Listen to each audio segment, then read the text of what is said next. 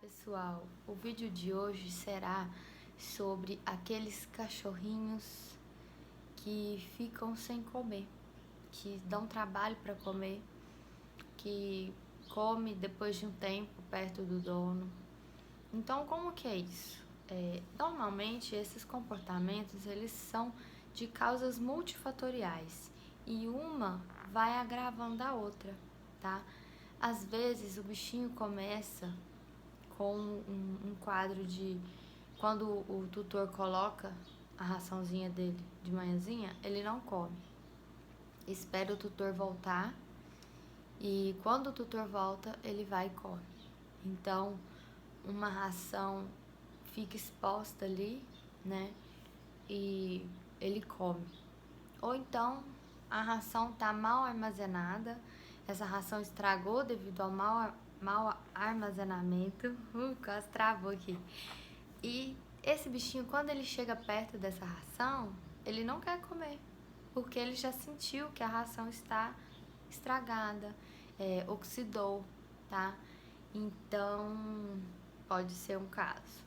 Outro caso é que esse bichinho, decorrente desse jejum prolongado esperando o dono, ou não, por ele já estar com alguma alimentação que esteja irritando, que seja inflamatória ao seu organismo, ele está desenvolvendo uma gastrite.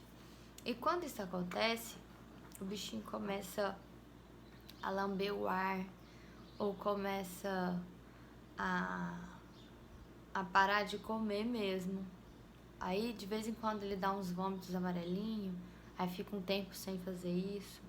Aí depois ele vai dar outro vômito amarelinho, aí o tutor acha que não é nada, não se preocupa, porque depois o tutor vai, senta no chão, oferece a comidinha na mão, o bichinho vai e come. Então, geralmente, é um misto de emocional com físico. Às vezes, esse emocional começa a desenvolver algo físico, tá? E por isso que eu falo tanto de tratar de maneira integrada, né? Quando o seu bichinho começa a desenvolver esse quadro de comer só quando você volta ao serviço, precisa ter mudanças aí de manejo, tá? Uma mudança completa mesmo, desde da rotina de vocês até uma maneira de enriquecer o ambiente do seu animal. Você precisa dar estímulos para o seu animal, porque quando isso começa a acontecer, um ato de sobrevivência, que é se alimentar, passa a ser abaixo do que a atenção do seu tutor. E isso gera um desequilíbrio, certo? Então, assim, o amor, o carinho, o afeto do seu bichinho, ele não pode ser... você não pode ser acima do que um ato de sobrevivência, por exemplo. Você não pode ter mais valor para ele do que uma comidinha, por exemplo. E por que os bichinhos fazem tanto isso? Porque quando eles param de comer, é o momento que a gente olha de fato para eles, entendem?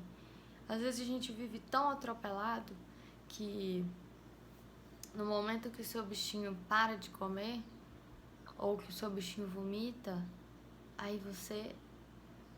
Opa, o que tá acontecendo? Será que tá doente? E eu falo isso porque eu já vivenciei isso, né? Até tem um post antigo meu que eu explico, né?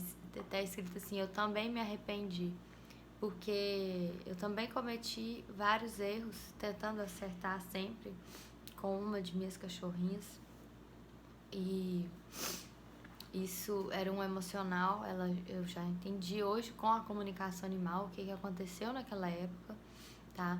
Ela tava com vários comportamentos, ela roubava as comidas, comida de gente, subia na mesa, e quando eu colocava raçãozinha pra ela, ela não comia por lei nenhuma, ela só voltava a comer quando eu chegava. Então ela era super danadinha com essa questão de alimentação. E juntou com essas comidinhas que ela roubava de humano, com essas artes, mais ficar sem comer mais o seu emocional, que ela estava me mostrando coisas pessoais, né?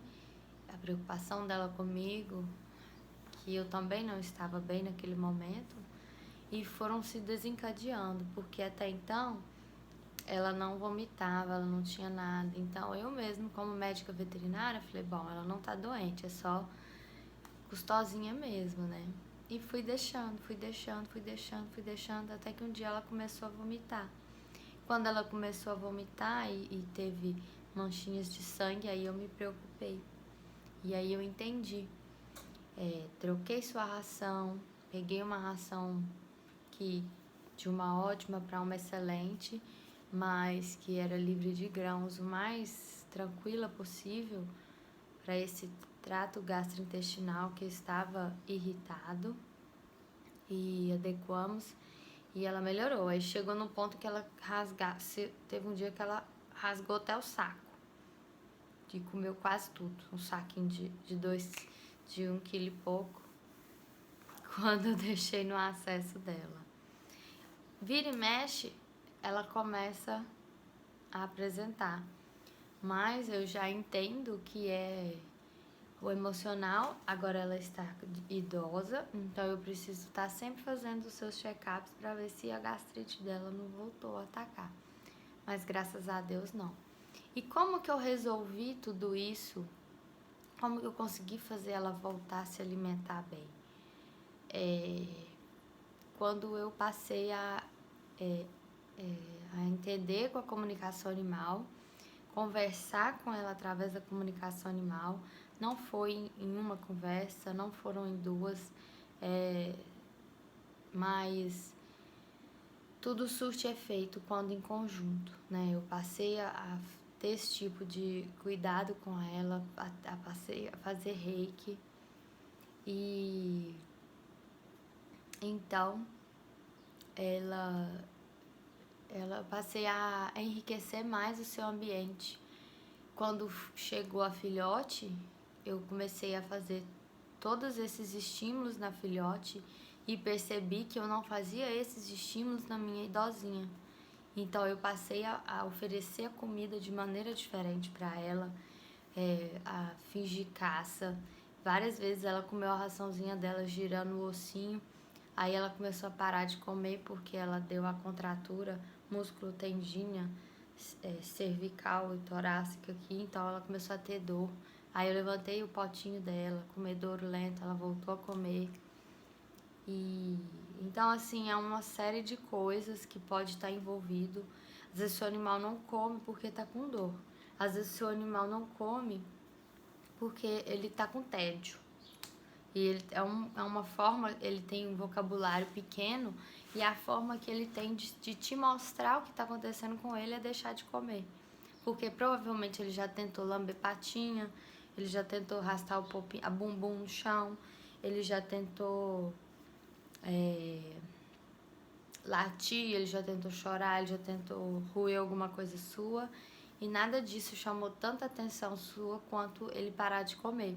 Então eles são muito inteligentes e eles, da maneira deles, eles tentam nos mostrar várias coisas. Então, um bichinho que tem o apetite seletivo, a gente precisa sim olhar de maneira multifatorial e tentar fazer várias estratégias. Não adianta fazer tudo de uma vez, tá?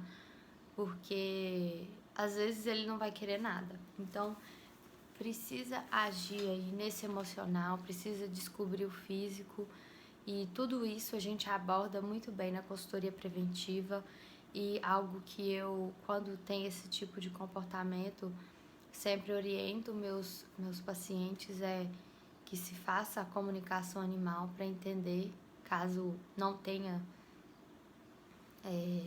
caso ainda tenha alguns resquícios, algumas oscilações, para entender de fato o que gera isso nesse bichinho e a gente conseguir ajudar de maneira integrada e verdadeiramente. Então, o que eu quero passar para vocês? Se esse bichinho que está com você, ele dá trabalho para comer, então busque ajuda o quanto antes, ou se ele te espera voltar do serviço para comer, busque ajuda o quanto antes para que a gente tenha sucesso, faça esse acompanhamento e consiga te orientar ainda melhor a cuidar do seu bichinho.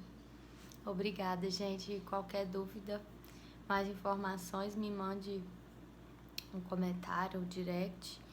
E é isso. Se você gostou desse vídeo, se você conhece algum bichinho de algum amigo, de algum parente, curte, comenta e compartilha, tá? Porque quanto mais pessoas chegar, mais bichinhos a gente estará ajudando, mais tutores a gente estará deixando feliz com esse recomeço do seu bichinho. Obrigada.